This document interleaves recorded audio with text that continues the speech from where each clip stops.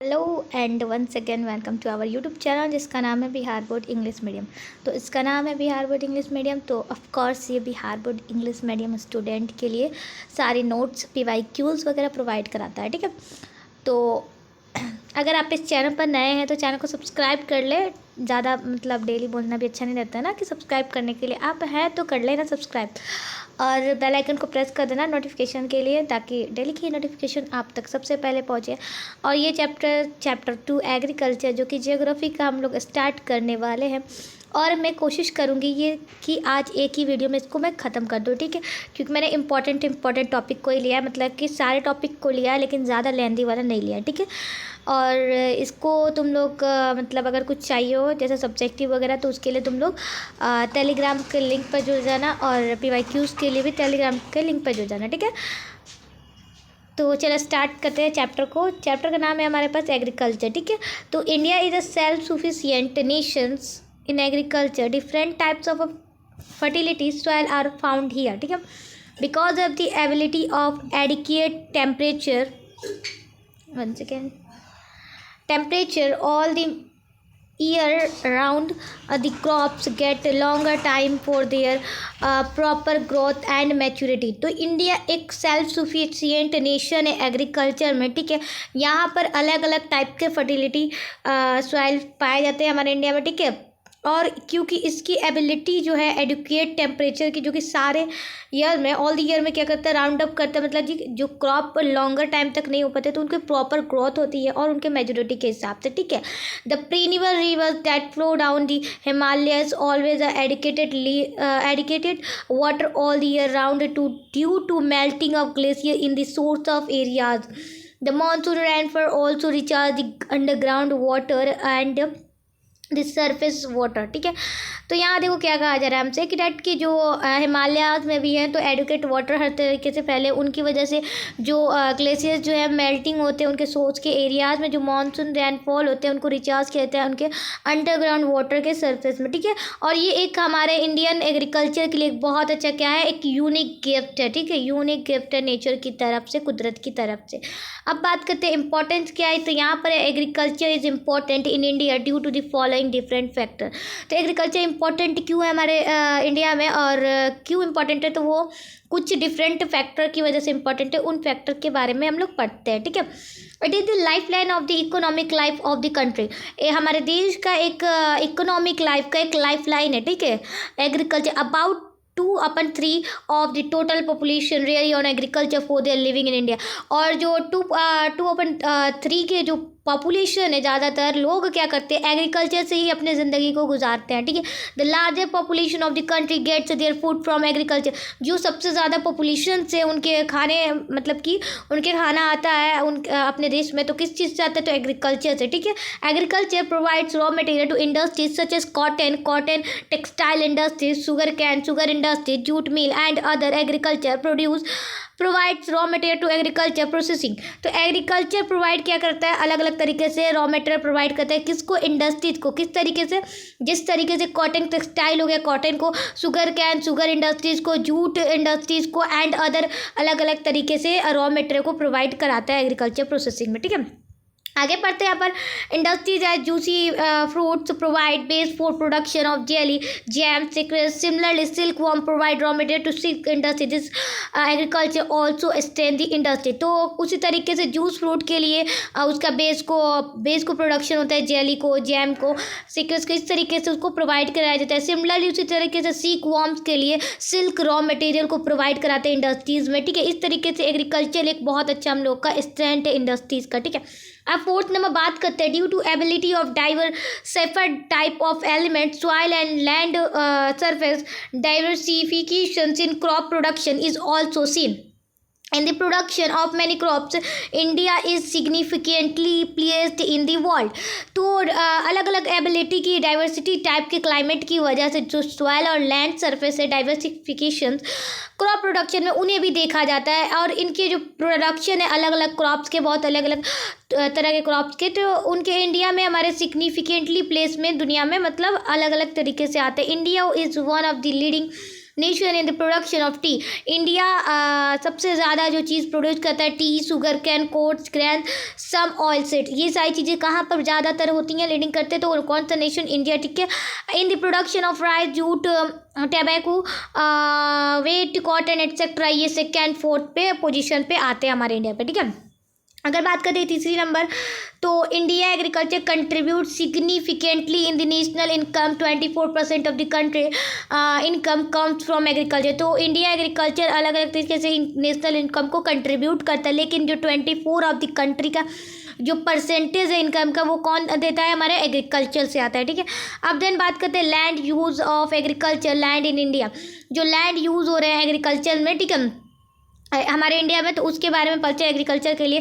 तो लैंड एक बहुत सिग्निफिकेंट रिसोर्स है जिस पे हमारे एग्रीकल्चर पूरी तरीके से डिपेंड है, बिकॉज इस लैंड रिसोर्स पे टोटली हमारा जो एग्रीकल्चर है वो डिपेंड है। इसी वजह से जो रूरल एरियाज़ के लैंडलेस हैं वो लोग पुअर है, मतलब गरीब है, जो उनके प्रोडक्शन ऑफ क्रॉप है, क्वालिटी है लैंड, वो उस पर बहुत ज़्यादा रोल उस पर मतलब निभाता है, ठीक है, लैंड कि उनकी क्वालिटी कैसी है, प्रोडक्शन कैसे है क्रॉप का, उसकी वजह से, ठीक है, क्वालिटी ऑफ लैंड की वजह से, ठीक है। और इकोनॉमिक्स एक्टिविटीज़, जिस तरीके से अगर माने इंडस्ट्रीज, ट्रांसपोर्ट, हाउसिंग, ये सारी चीज़ें क्या है? इंपॉर्टेंट नहीं है, it is not that important, ठीक है। This can be construct on barren and flow land, और ये सारी चीज़ें कंस्ट्रक्ट किए जाते हैं बैरन और फ्लो लैंड पे, और इसकी वजह से इमोवेबल प्रॉपर्टी जैसे लैंड हो गए एक मैटर है, और सोशल डिग्निटी की भी चीज़ें हैं।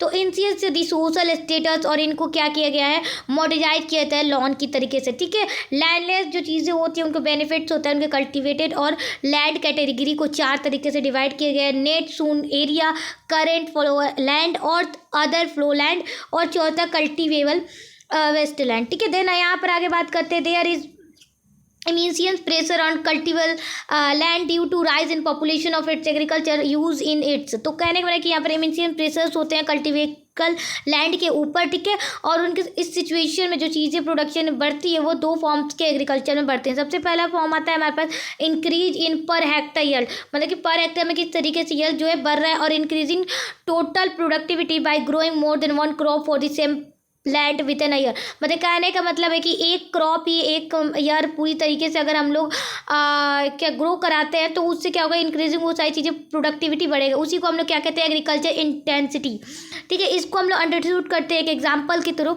तो एक एग्जांपल लेते हैं कि 2 हेक्टर हमारे पास ज़मीन है, ठीक है, और एक में हमारा एग्रीकल्चर क्या करते हैं हम लोग? पैडी क्रॉप को ग्रो कराते हैं, ठीक है, मतलब कि उगाते हैं, और उसके ग्रो होने के बाद जब रबी सीजन आता है तो हम लोग क्या करते हैं? वहाँ पर गेहूँ उगाना स्टार्ट कर देते हैं, ठीक है, क्रॉप कराना स्टार्ट कर देते हैं। वही सेम 2 हेक्टर में, तो वहाँ पर क्या होगा? हमारे पास रीप वाइट जो क्रॉप आएगा देन वो क्विकली यील्डिंग होगा, ठीक है। तो मूंग और अगर हम हार्वेस्ट करते हैं एक साथ तो बहुत मतलब फ़ायदा होता है, ठीक है। तो ये अगर रियल सेंस में अगर हम बात करें 2 हेक्टर की ज़मीन में एक एग्रीकल्चर ईयर हो रहा है, ठीक है, 1 एग्रीकल्चर ईयर हो रहा है, तो ये हमारे 3 क्रॉप का काम करता है, मूँग दाल, ठीक है, और वही बात करते हैं पैडी क्रॉप, और एक बात करते हैं हम लोग गेहूं की, ठीक है। देन बात करते हैं हम लोग सेम लैंड पे, तो हमें क्या मिलता है? बेनिफिट मिलता है 2x3 का, वो भी 6 हेक्टर लैंड में, ठीक है। तो agriculture industries is exhibited through and index and represented in percentage. तो कहने जो एग्रीकल्चर इंटेंसिटी है उसको हम लोग किस तरीके से रिप्रेजेंट कर रहे हैं? परसेंटेज के थ्रू। तो जो टोटल सोन एरियाज है उससे डिवाइड किसको करेंगे? नीट सोन एरिया से, ठीक है। तो उससे हमें क्या मिलेगा? इंटू करेंगे 100 से, तो उससे हमें क्या मिलेगा? एग्रीकल्चर इंटेंसिटी, ठीक है। तो इस तरीके से ये फार्मूलाज लगा के हम लोग एग्रीकल्चर इंटेंसिटी को निकाल सकते हैं। देन आगे बात करते हैं फैक्टर अफेक्टिंग एग्रीकल्चर इंटेंसिटी। तो ये देखो कुछ इम्पॉर्टेंट है, ठीक है, कि कौन कौन से फैक्टर है जो एग्रीकल्चर इंटेंसिटी को अफेक्ट करते हैं? इरिगेशन, फर्टिलाइजर और high yielding variety of seeds, mechanisations, insecticides, ठीक है, और देन आता है approved cost of the agriculture produce, ठीक है।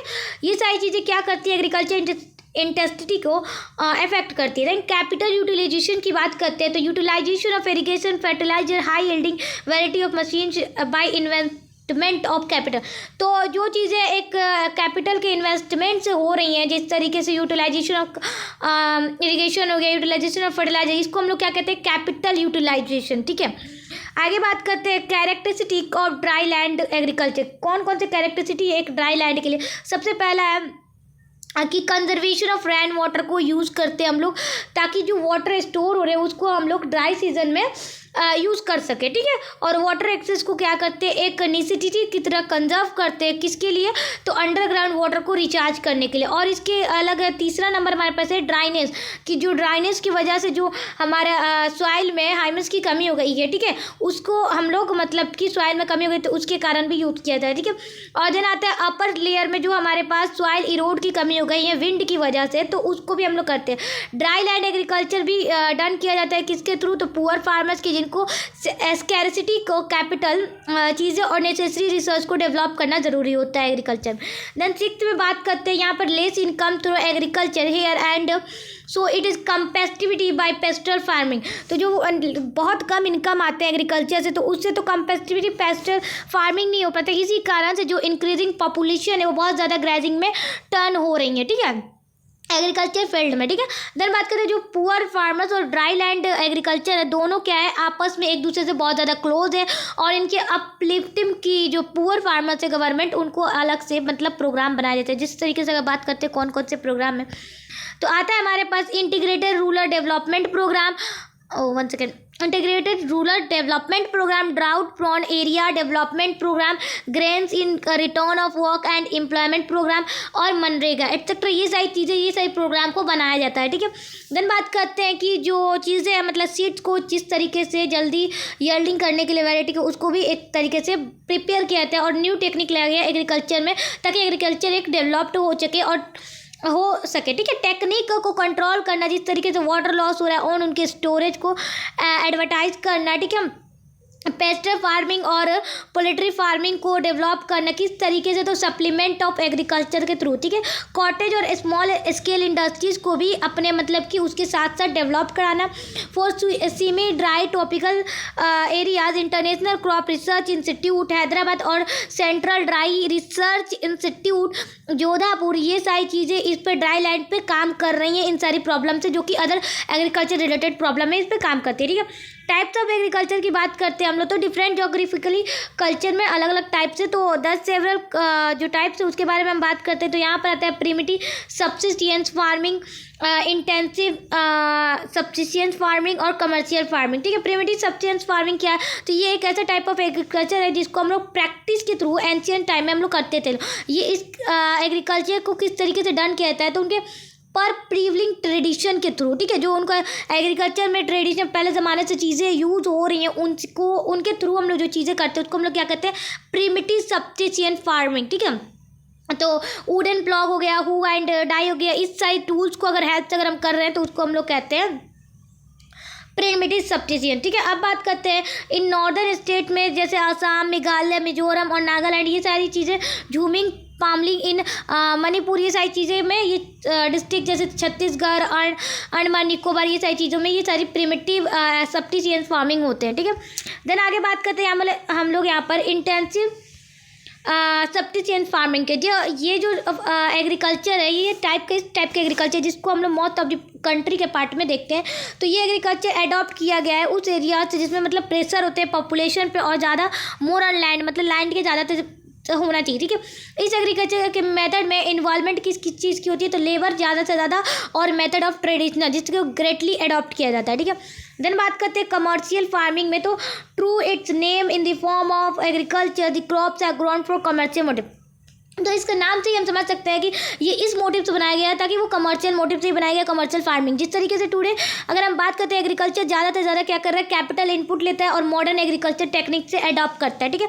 वो फार्मर जो कि एक ग्रेट प्रॉफिट मतलब ज़्यादा से ज़्यादा फ़ायदा चाहते हैं कैपिटल इन्वेस्टमेंट से, वो करते हैं। और इसमें क्या होता है, मॉडर्न टेक्नोलॉजी आती है, ठीक है, एग्रीकल्चर की टेक्निक आती है, हाई यील्डिंग वैरायटी आती है और सीड्स, केमिकल फर्टिलाइजर, इरिगेशन, ये सारी चीज़ें बहुत ज़्यादा यूज़ होती हैं।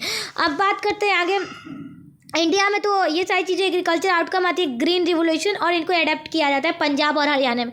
मेनली इनको क्या कहते हैं, मेनली इनका यूज़ कहाँ कहते हैं, वेट कल्टिवेट के लिए, और पंजाब में हरियाणा बासमती राइस मतलब कि ग्रोन किया जाता है इसके मेथड में, ठीक है। क्रॉपिंग पैटर्न की बात करते हैं, तो जो फिजिकल डाइवर्सिटी है वो एक कल्चर डाइवर्सिटी को जन्म देता है हमारे इंडिया में, ठीक है। उस डाइवर्सिटी से रिफ्लेक्ट करके अलग अलग जो उनके ऊपर जो अलग अलग क्रॉप्स को हम लोग ग्राउंड करते हैं, उनके पैटर्न और मेथड के कल्टीवेशन में वही वेरियस जो food crop, pulses, oil seeds, ये सारी चीज़ें जो हो गई हैं, ये सारी चीज़ें हम लोग रिलेट करते हैं क्रॉप पैटर्न में, ठीक है। इन 3 टाइप्स होते हैं, 3 सीजन के डिवाइडेड पे रिलेटेड क्रॉप्स को डिवाइड किया गया था। और रबी क्रॉप, खरीफ क्रॉप, जायद क्रॉप, ठीक है। रबी क्रॉप की बात करेंगे तो इसको हम लोग कम ये सोन करते हैं, तो ये विंटर में ये सारी चीज़ें इंपॉर्टेंट है, ठीक है। विंटर में करते हैं तो अक्टूबर से लेकर दिसंबर के बीच में, और हार्वेस्ट इसको समर सीजन में करते हैं अप्रैल से लेकर जून के बीच में। और मेजर इसके क्रॉप कौन कौन से उगाते हैं हम लोग, ग्रोन करते हैं, तो हो गया वेट, बैरली, ग्राम, पीज, रेड लेंटी, मसूर, मस्टर्ड एक्सेट्रा, ये सारी चीज़ों को कल्टीवेट करते हैं एक large part of the country. लेकिन स्टेट में बात करते हैं तो नॉर्थ वेस्ट इंडिया और कुछ पंजाब, हरियाणा, वेस्टर्न उत्तर प्रदेश, ये सारी चीज़ें एरियाज इंपॉर्टेंट है। और इसके एरियाज में हमारे रिजल्ट में क्या आते हैं, ग्रीन रिवोल्यूशन। देन आगे बात करते हैं खरीफ क्रॉप की, तो खरीफ क्रॉप को हम लोग रैनी सीजन के रूप में रैनी सीजन के टाइम में क्रॉन कराते हैं इंडिया में। तो हार्वेस्ट इसको सितंबर से अक्टूबर के लिए करते हैं, ठीक है। और पैडी इज इम्पॉर्टेंट क्रॉप, इसमें एग्जांपल याद रखना, पैडी क्रॉप इंपॉर्टेंट है, इस सीज़न में इसको उगाते हैं। और वही दूसरी तरीके से बात करें तो इस सीज़न में हम लोग मैजी, जौरा, बाजरा, अरहर, मूंग, उड़द, ठीक है, ground nut, soybean, cotton, jute, ये सारी चीज़ें भी उगाते हैं, ठीक है, क्रॉन कराते हैं। और राइस मेनली असम में उगता है, ठीक है, वेस्ट बंगाल, बिहार, उड़ीसा, आंध्र प्रदेश, तमिलनाडु, ठीक है। देन यहाँ पे बात करते हैं जायद क्रॉप में, तो जायद क्रॉप समर सीजन में हम लोग समर सीजन के बीच में, ठीक है, जो खरीफ और रबी क्रॉप के बीच में आते हैं उसको हम लोग क्या बोलते हैं, जायद या गर्मा क्रॉप, ठीक है। तो इनमें मेनली क्या होता है, पैडी, मैजी, वेजिटेबल्स इसको ग्राउंड कराते हैं। और वेजिटेबल में मेनली कौन, कुकम्बर, ठीक है, खीरा, ककड़ी, पम्पकिन और नेनुआ, ये ladies finger, musk melon, watermelon etcetera, ये सारी चीज़ें आती है जायद क्रॉप में, ठीक है। तो ये सारी चीज़ें याद रखना। खरीफ क्रॉप के ड्यूरेशन जून से जुलाई के, और इसको हार्वेस्ट कब किया था, अक्टूबर से नवंबर में। सोन कब किया था, जून से जुलाई। वही रबी क्रॉप में बात करते हैं तो अक्टूबर से नवंबर में सोन करते हैं, और देन मार्च से अप्रैल में क्या करते हैं, हार्वेस्ट करते हैं। और मार्च से अप्रैल में इसको सोन करते हैं, मई से जून में इसको हार्वेस्ट कर देते हैं। इसकी सीज़न का नाम क्या है, रैनी सीजन, इसका क्या है, विंटर सीजन। देन बात करते हैं जायद क्रॉप की, तो समर सीजन, ठीक है। इसके एग्जाम्पल, इंपॉर्टेंट क्रॉप के एग्जाम्पल लिख लेना, इसको याद रखना, ये MCQs में आते हैं और इसका डिफिनेशन डिफरेंट सब आते हैं, तो इसको तीनों को तो इंपॉर्टेंट याद ही रखना, ठीक है। राइस, मैजी, जावरा, बाजरा, अरहर, मूंग, उड़द, कॉटन, सिस्मा, जूट, ग्राउंडनट, ये कौन सा है, खरीफ क्रॉप। वेट, बैरली, ग्राम, मसूर, पीज, लाइन सीड, मस्टर्ड, ये रबी क्रॉप। वेजिटेबल, पम्पकिन और ककड़ी, कुकम्बर, मुस्कमिल, वाटरमेलन, पैडी, मैजी, मूंग, उड़द, ये क्या है, जायद क्रॉप, ठीक है। देन आगे बात करते हैं हम लोग मैजी क्रॉप के बारे में, तो the major crop factor that affect diversity of the Indian agriculture are amount of rainfall. Rainfall के ऊपर जो चीज़ें एग्रीकल्चर होती हैं, types of soil, diversity agriculture, ये सही मेथड को हम लोग रिजल्ट में अगर आते हैं अलग अलग ग्रोन इंडिया में करते हैं, तो उसको पैडी, वेट, बाजरा, जावर, पल्सेस, अलग अलग चीज़ें फाइबर को क्रॉप करते हैं, ठीक है। देन अगर राइस की बात करते हैं तो ये एक स्टेबल फूड क्रॉप है, जो कि हमारे देश में ऑल ओवर मेजोरिटी में पॉपुलेशन 22% इंडिया के, वर्ल्ड में राइस है, ठीक है, इंडिया के। और this is 23% total agriculture areas होते हैं, ठीक है। फेवरल जियोग्राफिक कंडीशन से अगर हम बात करते हैं तो राइस कल्टीवेशन सूटेबल है, ठीक है। इसकी टेम्परेचर की बात करते हैं तो इसकी टेम्परेचर के लिए ये ट्रॉपिकल ही क्रॉप है, और इसको क्या रिक्वायर्ड है, कितने टेम्परेचर, तो हाई टेम्परेचर रिक्वायर्ड है ग्रोथ के लिए, और एटलीस्ट 24 सेल्सियस टेम्परेचर होना ही चाहिए कल्टीवेशन के टाइम। और एट ए टाइम जब इसको सोन करें तो इसकी टेम्परेचर 21 डिग्री सेल्सियस होना चाहिए जब हम इसे क्या सोन करें तो, ठीक है। और ग्रोइंग के time 24 degree Celsius at the time harvesting के टाइम होना चाहिए 24-27, ठीक है। रेनफॉल की बात करते हैं तो राइस के लिए कल्टीवेशन रेनफॉल बिटवीन 125 सेंटीमीटर से 200 सेंटीमीटर तक रिक्वायर्ड है, और इसमें लेजर रेनफॉल होना नहीं चाहिए, देन हो जाना चाहिए, ठीक है। और जो क्रॉप इसको ग्रोन करते हैं किसकी हेल्प से, तो इरीगेशन की। सॉइल की बात करते हैं तो इसके लिए एक फर्टिलिटी अलिवियल सॉइल की रिक्वायर्ड है, ठीक है। और इस सॉइल में क्ले, लॉम्स, ये साइड रूट में जो चीज़ें डेवलप प्रॉपर्ली होती हैं, ठीक है। देन लेबर की बात करते हैं, वुमेन लेबर एक लार्ज नंबर की रिक्वायर्ड है, जो कि कल्टीवेशन के लिए, जिसके प्रोसेस के लिए सॉन से हार्वेस्टिंग तक, ठीक है, वुमेन लेबर की ज़रूरत होती है। और चीप लेबर जो कि इंडिया में create favourable human environment cultivation के लिए लेते हैं उसका हेल्प, ठीक है। देन बात करते हैं प्रोडक्शन और डिस्ट्रीब्यूशन में, तो कुछ राइस जो इंडिया में ग्रोन होते हैं और कुछ एरियाज में एलिवल सॉइल में, डेल्टिक और कोस्टल पार्ट में, ठीक है। अपार्ट फ्रॉम दिस ये सारी चीज़ें किस तरीके से कल्टीवेट होते हैं, देन उसको हम लोग स्टेयर शेप में फील्ड करते हैं लोअर वेल्थ से लेके हिमालयाज के वैलीज तक, ठीक है, साउथर्न प्लेटिन। देन बात करते हैं सतलज गंगा प्लेन से लेकर कल्टीवेशन ऑफ राइस को कमेडेबल प्रोग्रेस के इरिगेशन के हेल्प से हम लोग इसको कल्टीवेट करते हैं और इम्पोर्टेंट प्रोड्यूसिंग करते हैं, ठीक है। और वेस्ट बंगाल, उत्तर प्रदेश, बिहार, आंध्र प्रदेश, उड़ीसा, छत्तीसगढ़, असम, केरला, ये सारी 3 वेराइटीज़ है जो कि राइस बहुत ज़्यादा ग्रोन करते हैं। और ऑल 3 वेराइटीज़ जहाँ पर होती हैं तो वो वेस्ट बंगाल में होती है। हमारे वेट की बात करते हैं गेहूँ की, तो ये सेकेंड मोस्ट इम्पॉर्टेंट क्रूली क्रॉप है राइस के बाद, जो कि हमारे देश में सेकेंड लार्जेस्ट, मतलब हमारे इंडिया में दूसरे स्थान पे आता है। और इसकी प्रोड्यूस अबाउट 10% होती है और टोटल वाइट प्रोडक्शन जो होती है दुनिया में 10%। It is grown in winter. इसको कब हम लोग ग्रोन करते हैं? विंटर में, at the time rapping in it requires bright sunshine, और जब इसको बहुत कम धूप चाहिए हो तब इसको मतलब हम लोग ग्रोन करते हैं, ठीक है। देन बात करते हैं इसके लिए रिक्वायर्ड क्या है। देन बात करते हैं हम मेल्ट में, तो जावरा, बाजरा एंड रागी, ये सारी चीज़ें मेल्ट के लिए बहुत इंपॉर्टेंट है हमारे देश के लिए। और इसके कंटेंट जो मटेरियल्स है वो बहुत हाई नेचुरल न्यूट्रिएंट्स वैल्यू रखता है। जैसे एग्जांपल में ragi ample amount of iron, calcium, micro nutrients और रेजिस आर फाउंड, ठीक है। देन बात करते हैं जौरा, तो राइस के बाद और वेट के बाद जौरा बहुत इंपॉर्टेंट फूड क्रॉप आता है हमारे इंडिया में। और इसके लिए एरिया जो होते हैं तो वो राइस और वेट को कल्टीवेट नहीं करते हैं। इसके कल्टीवेशन किस पे डिपेंड होती है? तो रेनफॉल बारिश पे डिपेंड होती है। इसके लिए जो एरियाज़ होते हैं इरीगेशन फैसिलिटी के लिए वो अवेलेबल नहीं होती। इसके लार्जेस्ट प्रोड्यूसर कौन है? तो महाराष्ट्र, जिसमें 51% जौरा होता है, ठीक है। कंट्री में कर्नाटका और आंध्र प्रदेश, मध्य प्रदेश, ये सारी चीज़ें अलग अलग जगह पर प्रोड्यूस होती है। रफली 60.5% एग्रीकल्चर लैंड ऑक्युपाई होती है किसके लिए? कल्टीवेशन के लिए, जावरा के कल्टीवेशन के लिए। और इसके 10% फूड ग्रेन के लिए, जो कि इंडिया में 75% इंडिया में जावरा के लिए, और उसकी वजह से प्लेट्यू एरियाज़ में, ठीक है। बाजरा की बात करते हैं हम लोग यहाँ पर, तो इसके लिए 7% टोटल कल्टीवेशन इंडिया में होता है हमारे लिए। और ये एक पुअर और एनिमल्स के लिए फूड है, ठीक है। और इसका मेनली ग्रो कहाँ कहता है? सैंडी और स्लेव लैक सॉइल पर, ठीक है। देन बात करते हैं यहाँ पर हम लोग रेगी क्रॉप के बारे में, ठीक है। तो it is a crop of dry region, ठीक है। इसके लिए क्या चाहिए हमें? ड्राई रीजन चाहिए। इसके कंफर्टेबल ग्रोथ कौन से? Red, black, Sandy loom and slave black soil, ठीक है।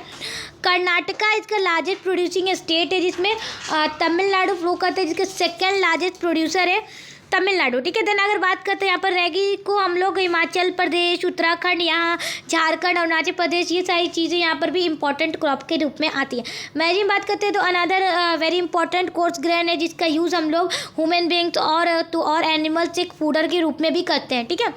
और इसके गुड सोर्स क्या है? Glucose and mad.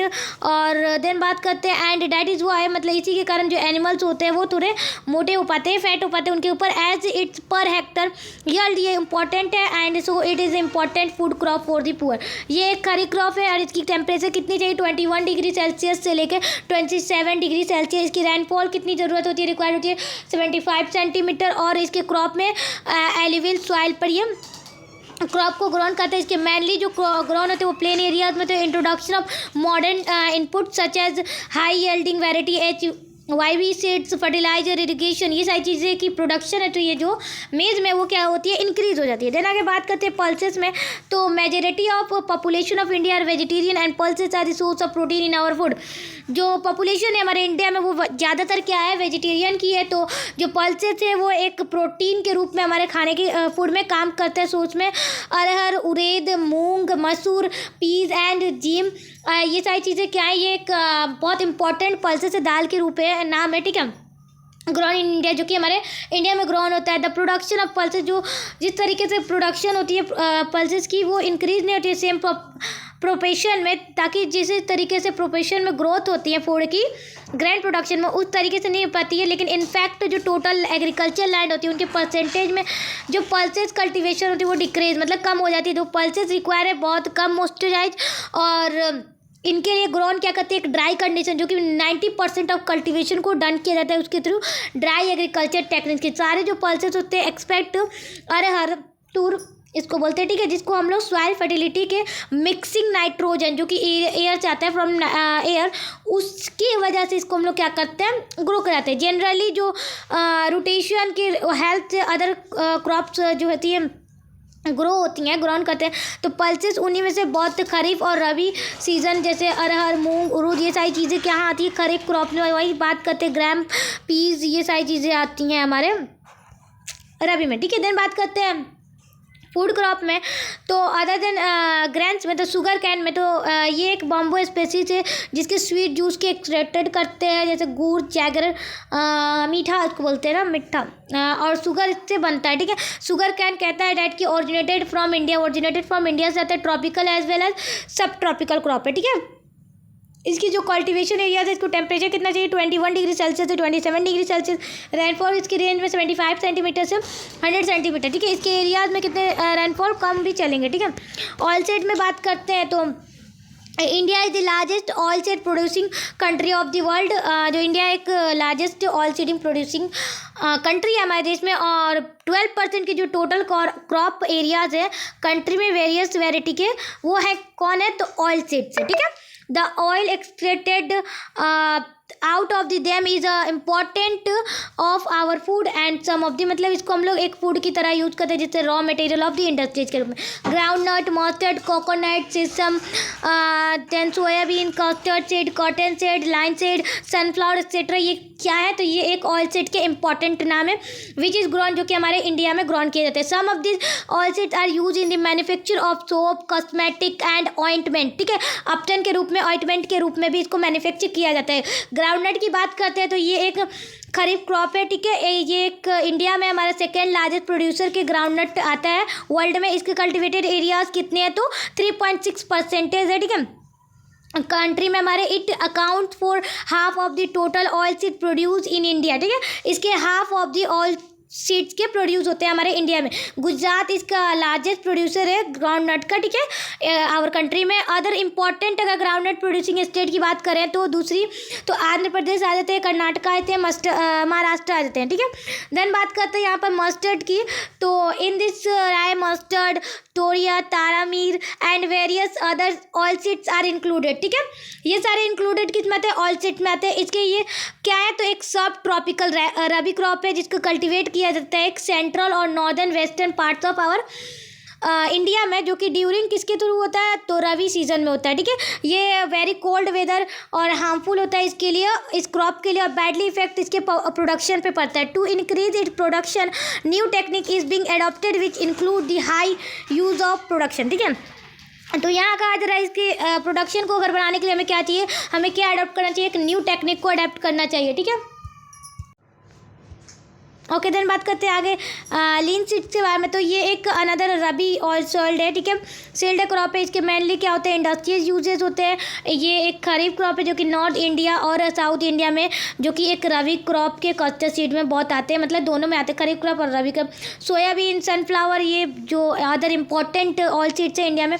सोयाबीन ज़्यादातर कहाँ ग्रोन किया जाता है, मध्य प्रदेश, महाराष्ट्र, दोनों में, और टुगेदर इसके अकाउंट कितने 90% है, ठीक है। 90% इसके टोटल प्रोडक्शन है इंडिया में।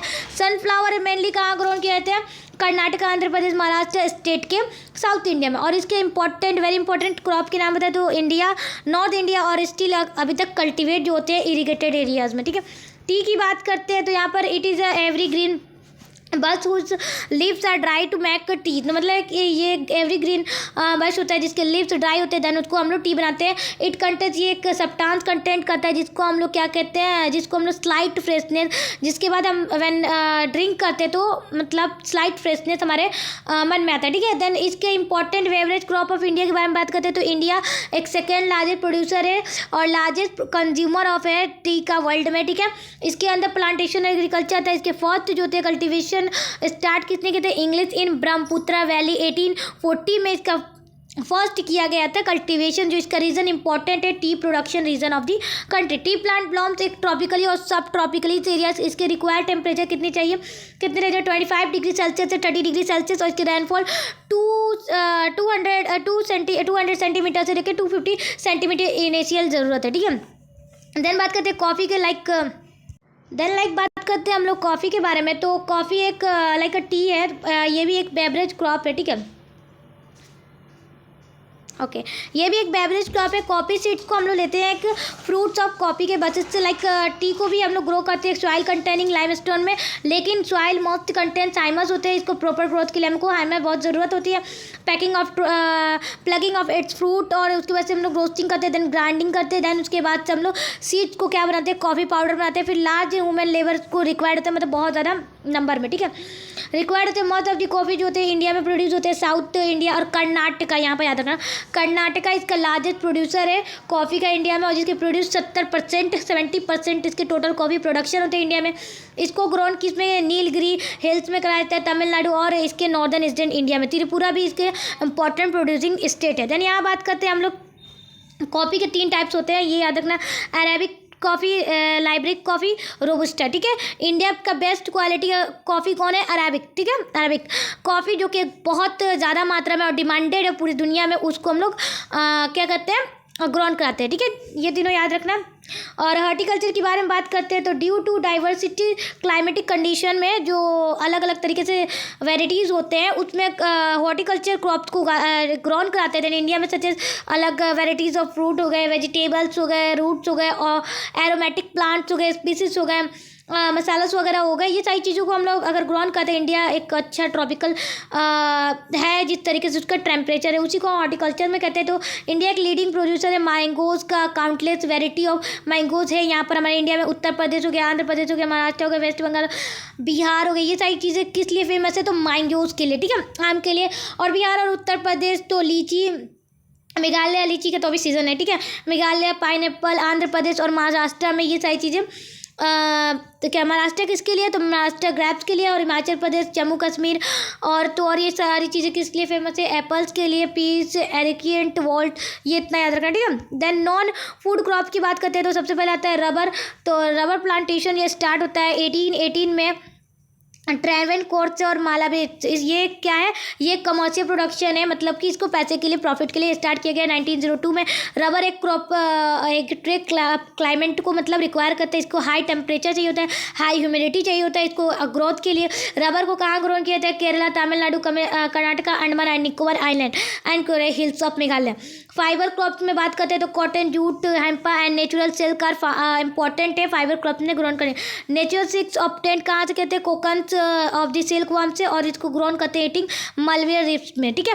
लेकिन फर्स्ट 3 फाइबर्स क्रॉप्स को हम लोग ग्रोन करते हैं सॉइल में। कॉटन में बात करते हैं तो इंडिया कंसीडर करता है हमारे होम ऑफ कॉटन से, जिसको सप्लाई करते हैं रॉ मटेरियल, जिसको कॉटन टेक्सटाइल इंडस्ट्री, जिसके ट्रॉपिकल एज वेल एज सब ट्रॉपिकल प्लांट भी है। इसके रिक्वायर्ड 210 फॉरेस्ट फ्री डेज चाहिए क्लाइमेट के लिए। ब्लैक सॉइल इसके फॉर्म्ड होता है, लावा इसके हाई सूटेबल कल्टीवेशन के लिए है। इंडिया बिकॉज इट मेंटेन, और क्योंकि ये मेंटेन करते हैं मॉइस्चराइजर को पीरियड ऑफ टाइम के लिए, इस वजह से। Bright sunshine helps in the proper growth of cotton plant. Bright sunshine proper growth है कॉटन प्लांट के लिए चाहिए होता है। इसके जो टाइमिंग होता है, रैपिंग रिक्वायर करें, ड्राई क्लाइमेट होता है, ये खरीफ क्रॉप होता है, इसको रिक्वायर 6 to 8 मंथ लगते हैं मैच्योर होने में। और इसके मेजर कॉटन प्रोडक्शन स्टेट में बात करते हैं महाराष्ट्र, गुजरात, मध्य प्रदेश, कर्नाटका, ये जगह है जो स्टेट है, हरियाणा, उत्तर प्रदेश, यहाँ पर होते हैं प्रोडक्शन। जूट में बात करें, जूट सेकेंड इंपॉर्टेंट फाइबर है हमारे इंडिया में कॉटन के बाद। इसके लिए इसको हम लोग गोल्डन फाइबर कहते हैं, ये इंपॉर्टेंट है। Jute is also called golden fibre. Exam में पूछता है वेरी गुड जूट को हम लोग रिसीव करते हैं जब हमारे न्यू फर्टिलिटी सॉइल होते हैं तो, ठीक है। देन कंट्रीब्यूटेशन, ठीक है, contribution of agriculture national income में बात करते हैं, एम्प्लॉयमेंट और आउटपुट की। तो इंडिया में हमारे एग्रीकल्चर कंट्री जो कि बहुत ज़्यादा रिमेन करता है स्टे रहने के लिए हमारे इकोनॉमी में। और 2001 में अबाउट 63% के टोटल इंडियन जो पॉपुलेशन थी उनको एम्प्लॉयमेंट किससे मिली, जॉब किससे मिली, एग्रीकल्चर से। लेकिन एवर सिंस द अटेंडमेंट जो इंडिपेंडेंस के बाद टिल उनको क्या हुआ, शेयर किया गया ग्रोथ डोमेस्टिक प्रोडक्ट एक रजिस्टर किया गया, जिसको डिक्लाइन किया गया trend which is matter of concern के रूप में, ठीक है। और इनको डिक्लाइन करके एग्रीकल्चर को लाया गया decline in the other sphere of the society and will encourage regional disparity. और इसका इंटरेस्ट ऐसा नहीं था कि लोगों में टोटली डिपेंडेंट होता था, ठीक है। देन बात करते हैं major factor of low productivity. जो लो प्रोडक्टिविटी के मेजर हैं फैक्टर वो कौन कौन से। तो सबसे पहले है कि जो पॉपुलेशन का बढ़ रहा है उसी तरीके से प्रेशर किस पे आ रहा है, एग्रीकल्चर लैंड पे, और जिस तरीके से डिक्रीजिंग एरियाज हो रही हैं एग्रीकल्चर लैंड की, वो भी बहुत ज़्यादा एक मेजर फैक्टर इफेक्ट लाता है। Then small size of agriculture के जो फील्ड है बहुत छोटा है, लैंड ओनरशिप सिस्टम, लेस और uncertain facility of irrigation, uncertain monsoon and forest, ठीक है, रेनफॉल और मैग्नीफिशेंस और culture agriculture land, less capital investment, limited, जो कि हम लोग मॉडर्न एग्रीकल्चर के टेक्निक को बहुत लिमिट यूज़ करना चाहिए हमें, ठीक है।